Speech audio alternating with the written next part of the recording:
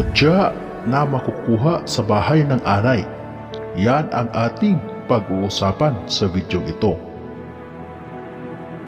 Pero bago ang lahat ng yan, kung bago ka pa lang sa channel na ito at gusto nyo ang mga ganitong usapin, ay inaanyayahan ko kayong pindutin ang subscribe button at ang bell icon nang sa ganon ay lagi kayong ma-update sa tuwing may bago tayong upload.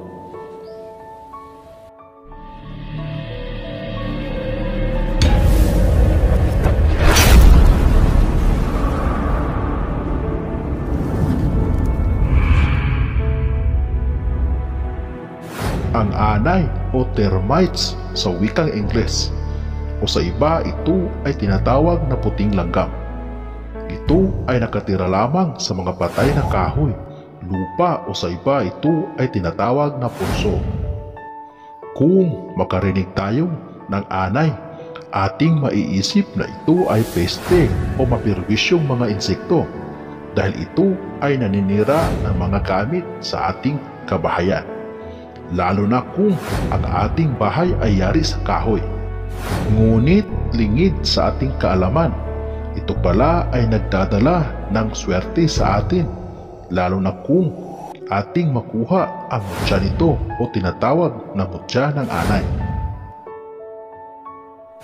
Kung makatagpo ka ng bahay ng anay na naging bato, kunin ito agad dahil ito ay mainam na pampaswerte sa ating kabuhayan at negosyo. Ilagay lamang ito sa lagayan ng pera o cash box at tiyak dudumugin ng customer ang iyong tindahan o negosyo. Kung ikaw naman ay may nakita ng hitsurang itlog ng anay sa kanyang bahay pero ito ay bato, kunin ito agad dahil ito ay mutya. Mabisa ito sa larangan ng proteksyon at pampaswerte, lalo na kung ikaw ay may tindahan.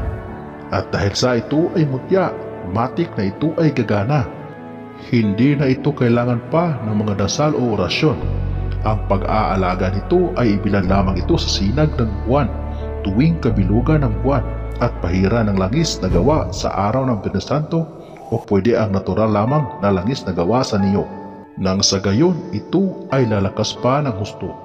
Huwag lamang ito ipakita o ipagmayabang para patuloy na manatili ang bisa nito. Hanggang dito na lamang ang ating kaalaman para sa araw na ito. Muli, maraming salamat sa inyong walang sawang panonood. God bless us all.